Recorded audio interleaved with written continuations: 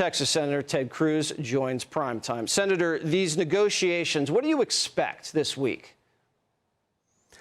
Well, listen, the first 3 weeks of this military conflict have been incredibly successful. In 3 weeks, we've taken out all of Iran's air defenses. We've taken out virtually every one of their short-range and medium-range ballistic missiles. We've taken out their missile production capacity. We've taken out their drone capacity. We've taken out their drone manufacturing. You look at what we've done to the Navy. We've had over 8,000 strikes in Iran and on the Navy. We have sunk more than 120 ships. This is the largest naval defeat, the most ships sunk since World War II. That's in 3 weeks. And in addition to that, we have decapitated the regime, taking out not just the ayatollah, but the senior military leaders, the mullahs who have been tyrants in that country for 47 years. The outcome, I believe, should be simple and straightforward.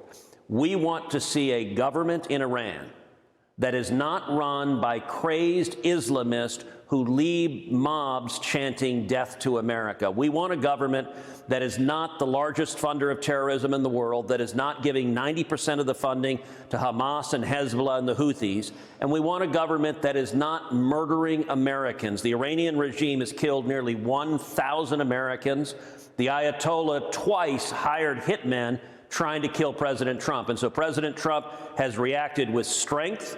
That is making America much safer. As you noted, the Strait of Hormuz, Iran has been trying to put economic pressure on the world, and the president responded with an ultimatum. You open the Strait of Hormuz or you will face crushing economic blows to Iran.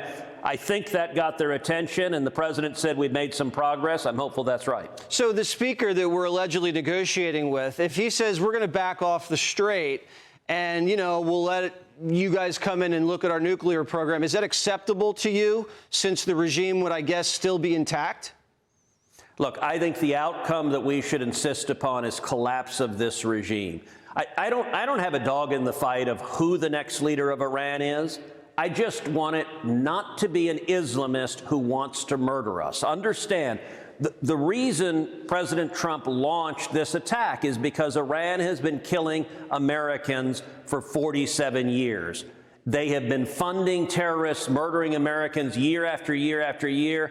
And I got to say, when the Ayatollah said death to America, I believe him. I don't think those were empty words, and President Trump believed him as well.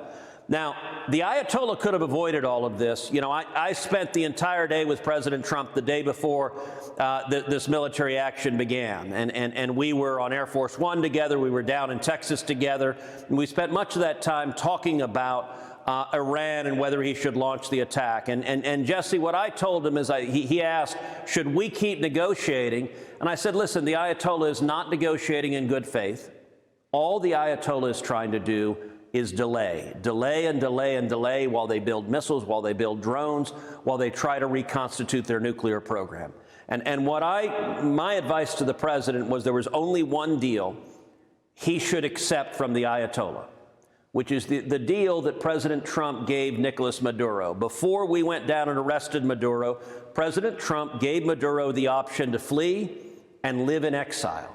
And Maduro foolishly said no, and he's regretting that now, because Maduro is going to die in a federal prison. I told the president, if the Ayatollah and the mullahs want to take that deal, that's a deal worth accepting. Anything else should be unacceptable. And thankfully, the Ayatollah is not with us anymore, so I suspect he is also regretting not taking that deal. Well, we have another deadline for a deal. It's Friday night. So that's coming quickly. Time flies. Senator, good to talk to you. Thank you. Be sure to like and subscribe for all the Fox News latest on YouTube and catch full shows streaming now on Fox One.